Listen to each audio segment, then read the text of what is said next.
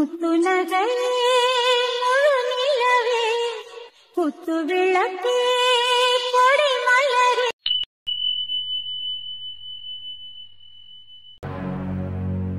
ஓஹோ, அந்த அளவுக்கு ஆயிப்போச்சுல. சரி, ஓகே. இதில் தப்பு என்னோடது தான்.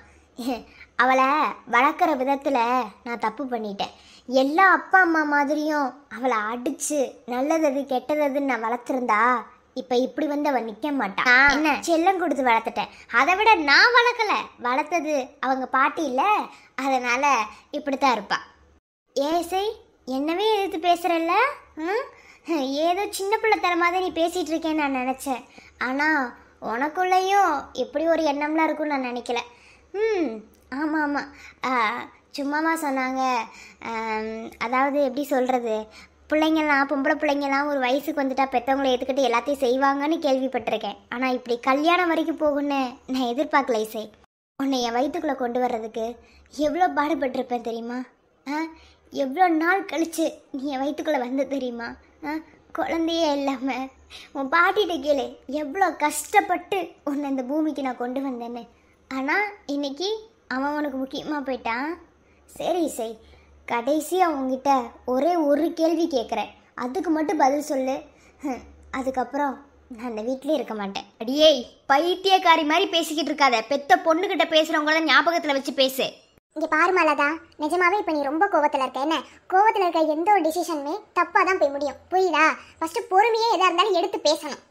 சும்மா எடுத்தோம் கவுத்தோன்னு எதையாவது பேசுனா அப்புறம் அது குண்டக்க மண்டக்க தான் இருக்கும். ஒரு ப்ராப்ளம் வருதுன்னா அந்த ப்ராப்ளம்குள்ள என்ன இருக்குது, யார் சம்மந்தப்பட்டிருக்கா, எதனால இந்த பிரச்சனை வந்துச்சு அப்படின்னு யோசிக்கிறத தாண்டி சும்மா தாம் தூம்னு கத்தி எந்திரிச்சு குதிச்சு அப்படி இப்படி பேசிட்டாப்புல மட்டும் அந்த பிரச்சனை முடிய போகிறது கிடையாது. இப்போ உன் பொண்ணு என்ன தப்பு பண்ணிட்டான்னு நீ நினைக்கிற? அவள் மனசுக்கு பிடிச்ச பையனை கல்யாணம் பண்ணியிருக்கா, ஆனால் அதுக்கு நீ குறுக்க வந்து நிற்கிற. அது உனக்கு ஃபஸ்ட்டு புரியுதா? நான் ஒன்று சொல்லவா? இப்போ ஒரு வார்த்தை சொன்னியே, எத்தனை வருஷம் கழிச்சு நீ என் வயிற்றுக்குள்ளே வந்து உன்னை கஷ்டப்பட்டு பெற்றிருக்கேன்னு. அத்தனை வருஷம் கழிச்சு ஒரு குழந்தை வேணும்னு சொல்லி உன் பொண்ணை நீ பெற்று எடுத்துட்ட. அதை நான் தப்பே சொல்ல வரல. ஆனால் பெற்று எடுத்தவ அந்த பொண்ணுக்கு நல்லது கெட்டதுன்னு யோசிக்க மாட்டியா?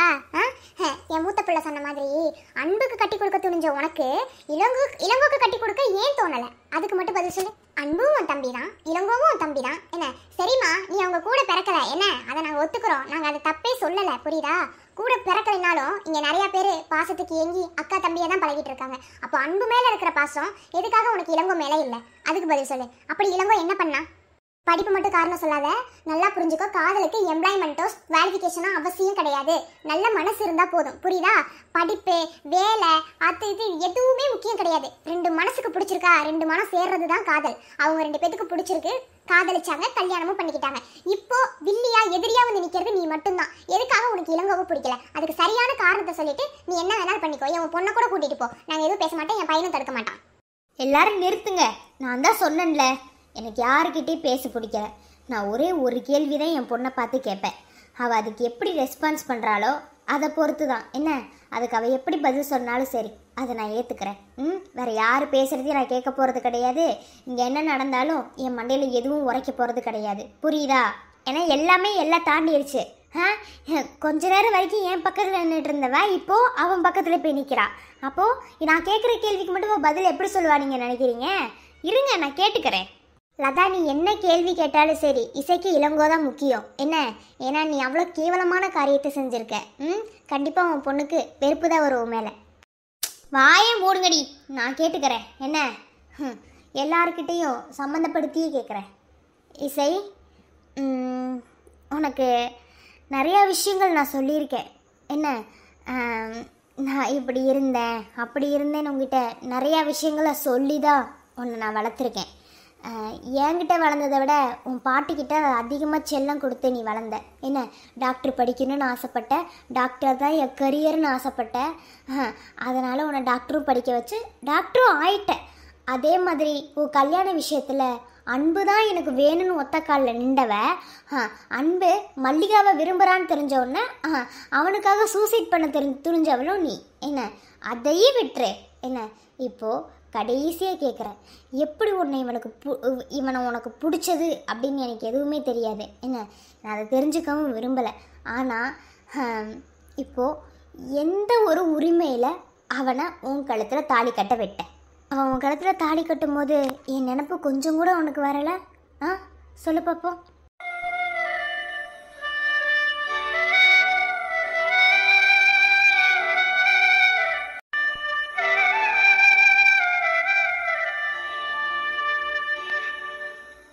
என்னடி பதில் சொல்ல மாட்டேங்கிற?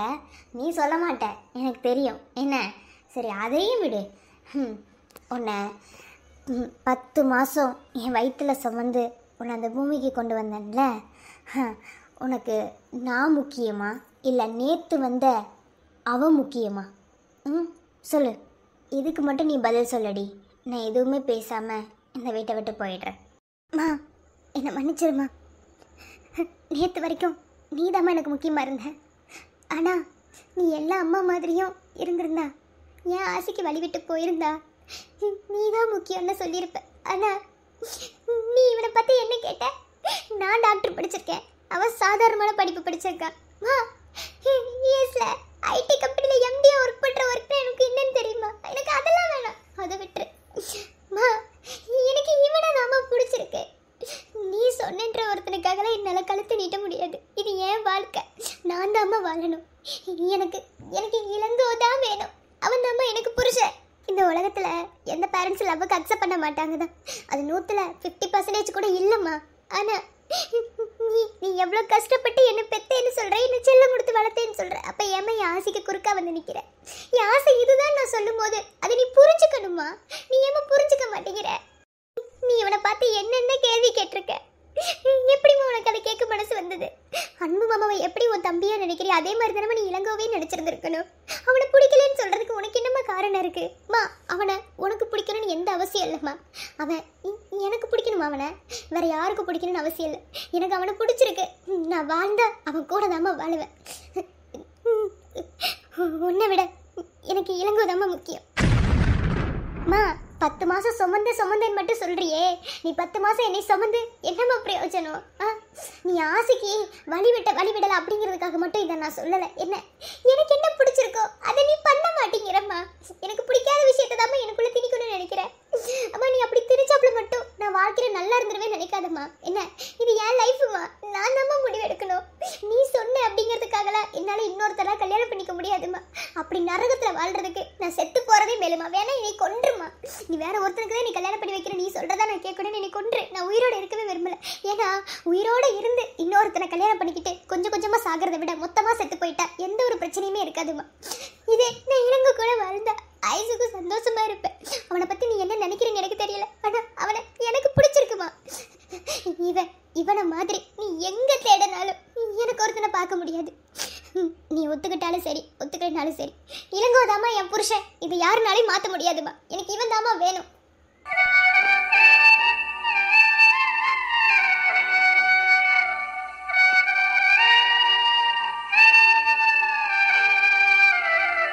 ஏலதா, இதுக்கு மேல உனக்கு என்ன வேணும்னு எனக்கு தெரியல.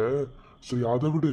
என்னையும் என் பொண்டாட்டியும் பிரிக்கிறதுக்கு என் பொண்டாட்டிக்கிட்ட தேவையில்லாததெல்லாம் திணிச்சு விட்டுருப்ப போல. இங்க பாரு, நீ என்ன திணிச்சாலும் சரி, என்னையும் அவளையும் யாருனாலையும் பிரிக்க முடியாது.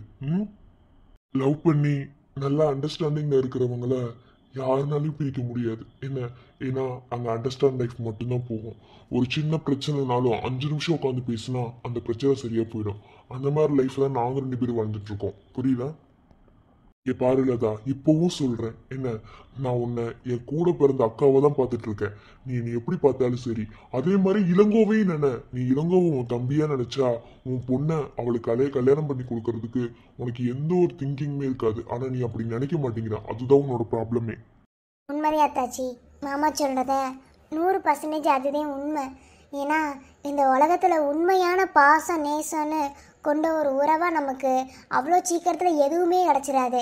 ஆனால் இப்படி சில உறவுகள் இருக்கும்போது அதை நம்ம தக்க வைக்க தான் பார்க்கணுமே தவிர தள்ளிவிட நினச்சோம்டா நாளைக்கு நாம் அனாதையாக நிற்கும் போது எந்த ஒரு உறவுமே நம்ம பக்கத்தில் இருக்காது. இதுதான் தச்சு வாழ்க்கையோட யதார்த்தம். வாழ்க்கையோட யதார்த்தத்தை புரிஞ்சு நம்ம வாழ்ந்தால் மட்டும்தான் வாழ்க்கையில் முன்னேறி போக முடியும். இன்னொரு சொல்லி பேச முடியும், அடுத்த படியை நம்ம எடுத்து வைக்க முடியும். எதையுமே புரிஞ்சுக்காமல் நம்ம இருந்தோம்டா என்றைக்குமே வாழ்க்கையில் முன்னேற முடியாது. இங்கே பாரு லதா, நான் எப்படி 2 பசங்களையும் என் ஒரு பொண்ணையும் நான் பார்த்தனோ அப்படிதான் உன்னையும் ஐசுவையும் நான் பார்த்தேன். நீங்கள் உங்களை நான் வேத்தாளு பொண்ணுன்னு என்றைக்குமே பிரித்து வச்சு நான் பார்த்ததே கிடையாது. எனக்கு அப்படி பார்க்க தோணலை. எனக்கு மொத்தம் 5 பிள்ளைங்க. அப்படி தான் என் மனசுக்குள்ள நான் நினச்சிருக்கேன். சரி விடு, நான் வாய் திறந்தே கேட்குறேன். என்ன உங்ககிட்ட நேராகவும் கேட்டுறேன். என்னோட மகன் இளங்கோவுக்கு உன் பொண்ணை கல்யாணம் பண்ணி கொடுக்கறதுக்கு உனக்கு சம்மதம் இல்லை? மா இப்போதைக்கு விடுங்க. அவ கோவத்தில் இருப்பா, புரியுதா?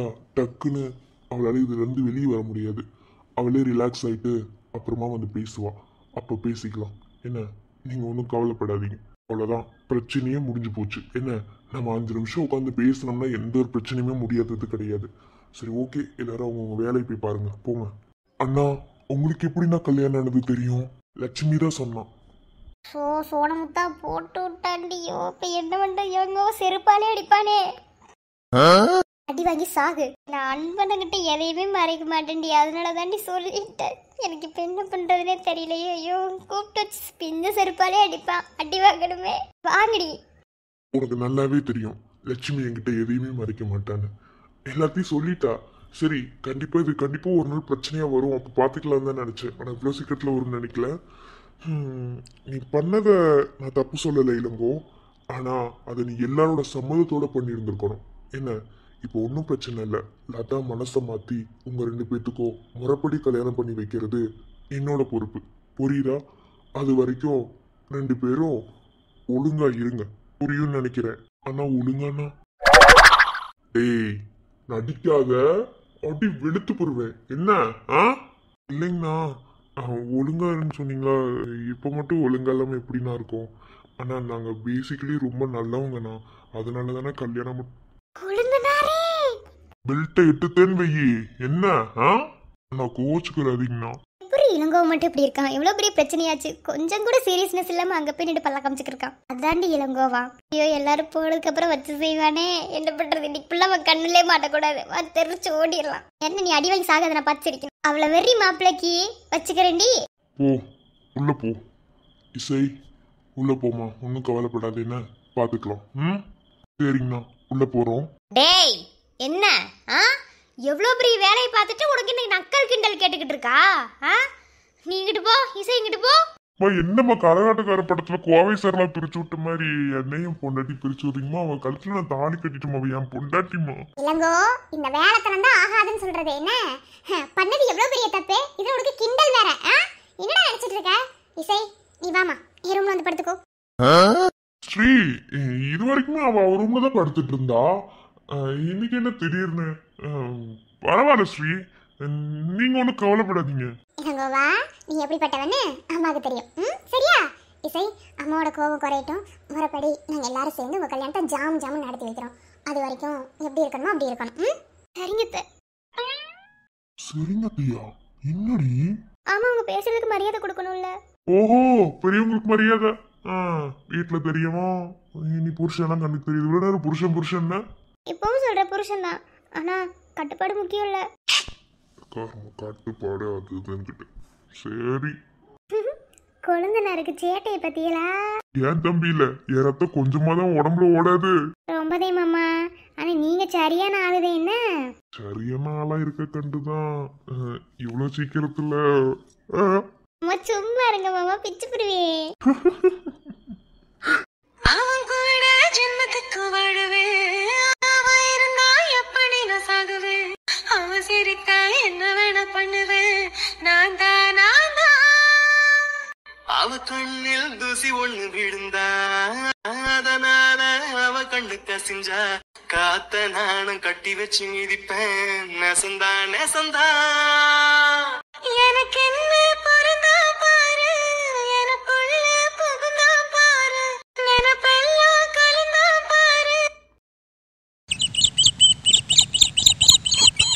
உள்ள மாமா.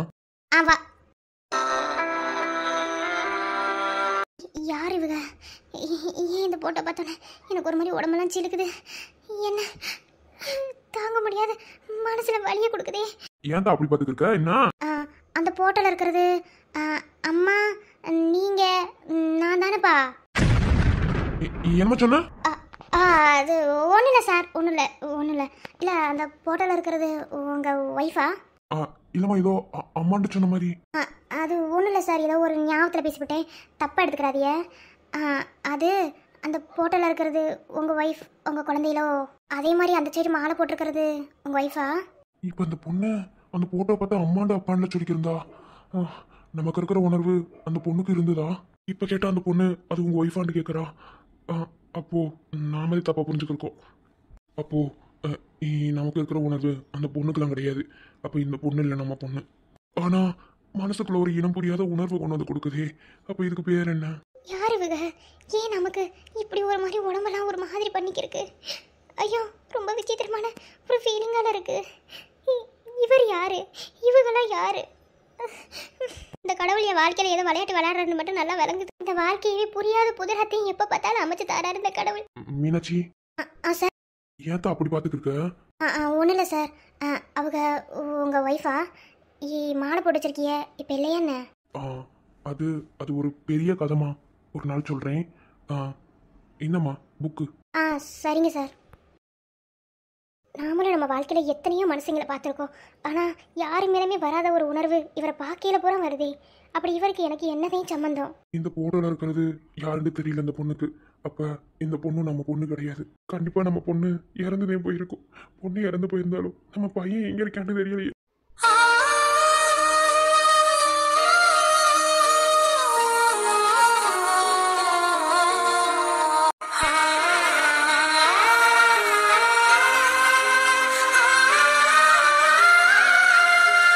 புக்கெல்லாம் 4 ஆயிரம் ஆகிறதுக்கு கொஞ்சம் ஸ்பெஷலாக படித்த புக்குங்க. இங்கெல்லாம் இருந்து இந்த புக்கை வாங்கலை, வெளிநாட்டில் இருந்து ஆர்டர் போட்டு வாங்கியிருக்கேன். இதை படிச்சுதேன் நான் வக்கீலாக வந்தேன்னு கூட சொல்லுவேன். வக்கீலே சட்டம் தெரிஞ்சுக்கணும்டா நிறைய புக்குதையும் படிக்கணும். அதனால தான் உனக்கு கொடுக்குறேன். நீயும் படித்து இந்த மாதிரி நல்ல லாயராக வரணும்டா. கண்டிப்பாக சார். வழி நடத்த நீங்கள் என் கூட இருக்கும்போது கண்டிப்பாக வாழ்க்கையில் முன்னேறுவேன் சார். நான் இதை சொல்லக்கூடாது தான் இருந்தேன். ஆனால் சொல்ல வேண்டிய சூழ்நிலைக்கு வந்துட்டேன். இதுக்கு மேலே சொல்லலேண்டா நல்லா இருக்காது. என் மனசில் பட்டதை படக்குன்னு பேசி போடுவேன். சொல்கிறேன். சொல்லுதா. அது உங்களை உங்களை பார்க்கும்போது மனசுக்குள்ளே ஏதோ இனம் புரியாத ஒரு வலி வந்து என்னை கொள்ளுது சார். தொப்புள் கொடி சொந்தம் ஒண்ணு தொலைஞ்சு போனதே, அத்து விட்ட காயம் அது ஆறி போனதே, யாரு செஞ்ச பாவம் இது எந்த நெஞ்சு தாங்குறது, தாய்ப்புள்ள பாசம் இது எந்த சாமி சேர்க்கிறது, கண்ணுக்குள்ளே இருந்ததெல்லாம் உண்மையானதே, காஞ்சு போன கண்ணீர் தடம் ஈரமான. டேய் செல்வா, அருந்ததி, நீ ஊர்ல இருந்து வந்த நாள்ல இருந்தே உன்னை நான் பார்த்துட்டுதே இருக்கேன். என்ன ஆனா உனக்கு என்ன பிரச்சனைன்றது எனக்கு விளங்காம இருந்துச்சு. இப்பத்தி எல்லாம் புரியுது. புரிஞ்சு என்னன்னே செய்ய நான் என்னதே பண்ண வேண்டிய எனக்கு தெரியல. இதெல்லாம் எங்க வீட்டுக்கு தெரிஞ்சதுன்னா நம்பிட்டேன். அருந்ததி, நீ இதெல்லாம் நம்பாதிய. என்ன இதெல்லாம் ஒன்றும் உண்மை கிடையாது. படித்தவன் நானே சொல்கிறேன். டாக்டர் சொல்லிட்டாங்க அப்படிங்கிறதுக்காக நமக்கு குழந்தை பிறக்காதுன்னு நம்ம நினைக்கவே கூடாது. என்ன டாக்டர் சொன்னதையும் தாண்டி எத்தனையோ பேருக்கு குழந்தை பிறந்திருக்கு. டே செல்வா, எனக்கு தெரியும் செல்வா, உன்னை பற்றி நல்லாவே எனக்கு தெரியும். என்ன இன்றைக்கி நேத்தாட நம்மளாம் பழகிருக்கோம். சின்ன வயசுலேருந்தே ஒன்றா படித்தவங்க. உனக்கு என்ன பிரச்சனை, எனக்கு என்ன பிரச்சனை, அதோ அங்கிட்ட உட்காந்துருக்கானே அவனுக்கு என்ன பிரச்சனை, இதெல்லாம் எனக்கு என்ன தெரியாத என்ன? நீ இப்படி வந்து உன் அப்பா கிட்ட அழுதாப்பில் மட்டும் எல்லாம் சரியாக போயிருன்னு நினைக்கிறியா? இங்கே பாரு, வாழ்க்கையில் யாருக்கு என்னென்ன நடக்கணும்னு இருக்கோ அதுதான் நடக்கும். அதை எவனாலையும் மாற்ற முடியாது. எந்த கொம்பை வந்தாலும் சரி. 2 பேரும் ஒன்றும் கவலைப்படாதீங்க. சீக்கிரமாகவே உங்களுக்கு குழந்தை பிறக்கும். என்ன நான் சொல்கிறேன் அருந்ததி, நீங்கள் வேணால் பாருங்கள். இன்னும் 3 மாதத்தில் மாசமாயிட்டே தாசுன்னு வந்து எங்கிட்ட சொல்லலை. நீங்கள் வேணால் பாருங்கள். இல்லை வண்டியில் எனக்கு விஷயமே புரியல. இவ காப்பி குடிச்சதும் வயிறு வலிக்குதுன்னு சொன்னான். ஆஸ்பத்திரியை கூட்டு போனால் அப்படி சொல்கிறாங்க. அது வரைக்கும் நல்லா தான் இருந்தா. எனக்கு ஒன்றுமே விளங்கலை. இல்லை வேணும், நீங்களாம் படிச்சிருக்கியா இல்லை வேற என்னமோ மாடா? எனக்கு ஒன்றும் விளங்கலடா. உன்னையெல்லாம் எப்படி தான் சார் பதி வராரா போட்டாங்கன்னே தெரியல. போட்டோ என்கிட்ட தான் கேட்கணும். நான் செல்வாட்ட தான் பேசிக்கிருக்கேன். நானும் செல்வாட்டையும் பதிச்சுருக்கேன். நான் பேசும்போது யாரும் பேச தேவையில்ல. அதே மாதிரி நானும் வாய் திறந்து பேசும்போது யாரும் பேச தேவையில்ல. ரொம்பதே ரொம்பதே. இல்லை என்னடா பண்ணிக்கிருக்கீங்க 2 பேரும்? ஒண்ணு மாப்பிள பார்த்து என்ன பேசிக்கிருக்காங்கன்னு. எனக்கும் பேச தெரியும் மாப்பிள, சொல்லு. எங்களுக்கு பேச தெரியும். நாங்களாம் பேசினா மதுரையை ஆடி போயிடாமா?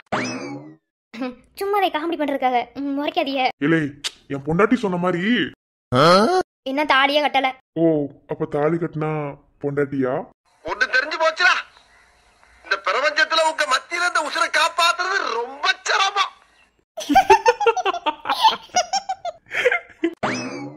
இலை எல்லாம் நல்லா தடா போய்க்கிருந்துச்சு. என்னடா பொசுக்கிட்டு பல்ல கட்டிக்க 2 பேரும். பல்ல கட்டப்ப வேற என்ன பண்ண சொல்லிக்கிருக்க? ஒழுங்கா உட்காந்து ஒரு ஃபீலாவது பண்ண விடுறீங்களா? கொஞ்சம் அழுகலாம்னு வந்து அங்க கூட காமெடி பண்ணு 2 பேரும் வந்துருவீங்களா? உங்களுக்கு யாரு சொன்னது நாங்க இருக்கோம்னு? சோடியா வந்திருக்கீங்களே. அது வந்து செல்வா, நான் தாசில்தார் ஆபீஸ்ல உட்காந்து வேலை பாத்துக்கிருந்தேனா. சரி, வேலை பாத்துக்கிருந்த அங்க ராமு வந்தாரோ? ஐயா அப்பெல்லாம் யாரும் வரல. வேலை பாத்துக்கிருக்கும் போது தெரியாதனமா சன்னல் வெளியே எட்டி பார்த்துக்கிட்டேன். அப்போ யாரும் ரொம்ப வேகமா பைக்ல போய்க்கிருந்தாங்க. அப்புறம் குடுகுடுன்னு ஓடி போய் எதுக்கு விட்டு வேகமா போறியான்னு கேட்டேன். அதுக்கு பொசுக்கிட்டு பின்னாடி யார சொல்லிட்டாங்க. அதே வந்தேன், வேற ஒன்றும் இல்லை. வந்து பார்த்தா நீங்கள் உங்கள் அப்பா கல்லறையிட்ட உட்காந்து அழுதுக்கு இருந்தீங்க. அதே மற்றபடி வேற ஒன்றும் இல்லை. இதவே அட்வான்டேஜ் எடுத்துக்கிட்டு யாரும் ரொம்ப பேச நல்லா பயங்கரமா சிரிப்பி ஆட்றிய. மனசுல இருந்த கவலையே போச்சுங்க. சந்தோஷமா உட்கார்ந்தீங்க, ஃபீலாவது பண்ண விடுறீங்களா? இப்படி வந்து உட்கார்ந்து காப்பி படிக்கிறீங்க. என்னமோ ஒன்று சிரிச்சிட்டீல, அதுவே போதும். நான் கேட்ட கேள்விக்கு பதில் வரலையே. தாலி கட்டிக்க பொண்டாட்டின்னு சொல்லலாமா? அதெல்லாம் எனக்கு தெரியாது. சரி செல்வா, நான் வரேன். இல்லம்மா தாசலு, எங்க போற? நில்லு. வந்து பீல் படிக்க இருந்தவங்கள இப்படி ஒரு நிமிஷத்துல காமெடி பீஸ் ஆக்கி விட்டீங்க. அதனால இன்னைக்கு உங்களை விடுறதா கிடையாது. இப்ப நீ அழுகணும்தா. இல்ல எனக்கு ஆளுகளும் தெரியாதுடா. நீ வேற சூடை பத்தி பேசாமறா. நான் கிளம்புறடா. அது எப்படி? நாங்க வந்து செவரேட உட்கார்ந்து எங்க மாமா கிட்ட பீல் பண்ணிக்கிருந்தா இங்க வந்து உங்க காமெடி படிச்சீங்களா? அதெல்லாம் முடியாது. உட்கார்ந்து அழுதுட்டு போங்க. இல்ல எனக்கு ஆளுகளும் வராதுடா. இப்ப கடலை போட மட்டும் நல்லா வருமோ? செல்வா நீ அம்பிடுதே பாத்துக்க. ஆனா எம்பிட்டு ஆளுதுக்கு இருந்தாலும் என்ன கலாய்க்கிறது விட மாட்டேனடா. அதெல்லாம் ரத்தத்தடி ஊறி போனதுங்க தாசலு. சரி, பிறகு எப்ப கல்யாணம்? இப்பவே இங்கவே நான் ரெடி. நீ மாப்பிள்ளை நான் ஒன்னும் சொல்லவே இல்லையே. அதே மாதிரி நீதே பொண்ணுட்டு அவனும் சொல்லவே இல்லையே. செல்வா வர வர தாசுல கொஞ்சம் கூட மதிக்க மாட்டேங்கிற. அங்கேயே பல்ட்டி அடிச்சுக்கிருக்க. வெண்ணிலா பத்தி தெரியும். சரில ரொம்ப பண்ணாத என்ன. ஒன்னும் கவலைப்படாத செல்வா. என்ன உன் நல்ல மனசுக்கும் உன் பொண்டாட்டியோட நல்ல குணத்துக்கும் சீக்கிரமாவே உங்களுக்கு குழந்தை கிடைக்கும். உன் அப்பா சமாதி முன்னாடி நானே சொல்றேன். என் வாயில என்ன இருந்து சொன்னாலும் அது அப்படியே பழிச்சிரும். அப்ப சீக்கிரமா உனக்கு எனக்கு கல்யாணம் ஆகும்னு சொன்னேன். படிக்கட்டும். நல்ல நண்பன் வேண்டும் என்று அந்த மரணமும் நினைக்கின்றதா? சிறந்தவள் நீதான் என்று உன்னை கூட்டிச் செல்ல துடிக்கின்றதா? மாமா சித்த பொறுமையா பேசுங்க. இப்பவே சொல்லிட்டேன். அப்படிலாம் பேச முடியாது. என்ன செய்வ நீ? யோ ஏன் மக்கா? வெளிய அத்தைகளா தெரிஞ்சா ரொம்ப அசிங்கமா கேவலமா நினைப்பாங்க. சொல்றத கேளுங்க. உன் அத்தச்சி சொல்றதெல்லாம் உண்மையா? கண்ணாப்பில விரும்புறியோ? ஆமாண்ணே. கழுத முறை தெரியுமா தெரியாதா உனக்கு? முறை தெரியாம லவ் பண்றேன்னு உட்காந்துக்கு இருக்க. எனக்கு ஒண்ணு விளங்கல. அவன் உனக்கு என்ன முறை வருது தெரியுமா? எனக்கு இந்த முறையெல்லாம் தெரியாது. சின்ன வயசுல இருந்தே அவங்க கூட ஒண்ணு மண்ணுமா தான் பழகணும். அப்பையில இருந்தே அவன் மேல எனக்கு ஆசை வந்துருச்சு.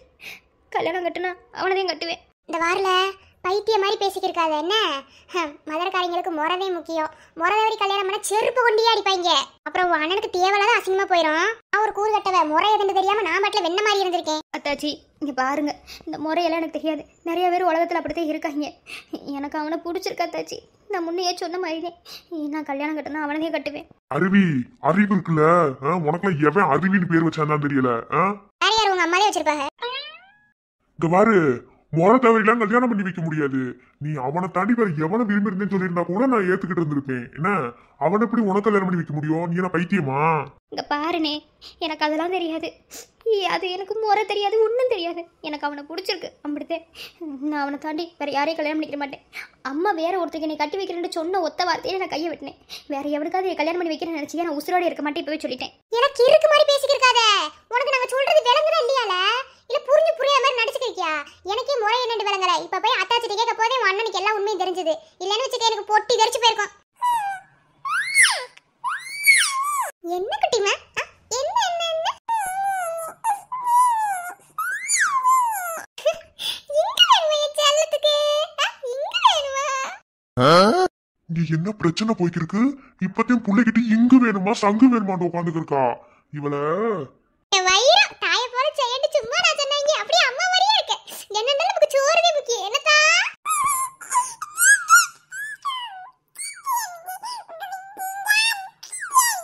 டாடி சொல்லுங்க மாமா. என்னாச்சு? என்ன சொல்றாங்க? மாத்தி பேசினா தோலை உரிச்சு போடுமா? சொல்லுங்க என்னது? ஏய், என்னை வச்சு ஒன்னும் காமெடி பண்ணலையே. இல்ல மாமா, காமெடில எதுவும் மாமா. சீக்கிரம் என்ன கேளுங்க மாமா. என்னவா அவளுக்கு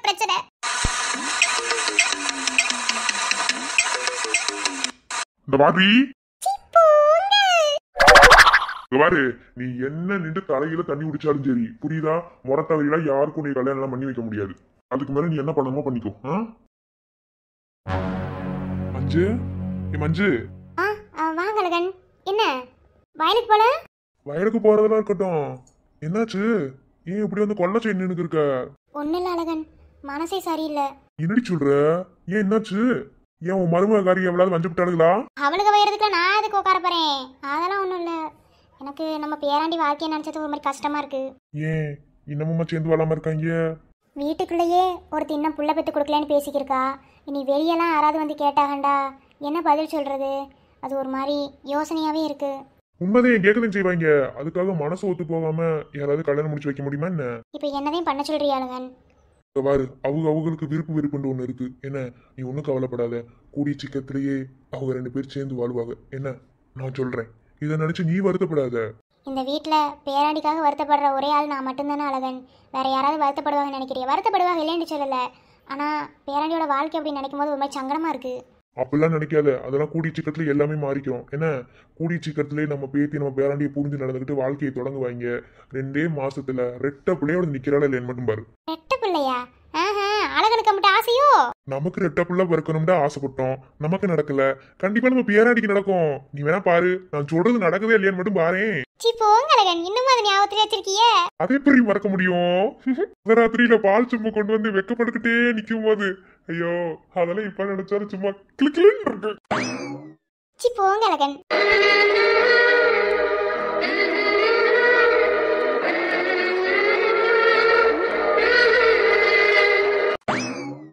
இதுக்குதான் அழுகுறேன்னு ஒரு வார்த்தை சொல்லியிருந்தா நான் உன்னை என்ன செய்ய போறேன்? எதுக்கு என்கிட்ட இந்த விஷயத்த மறைக்கணும்னு நினைக்கிறேன்? அதுக்காக இல்லைங்க.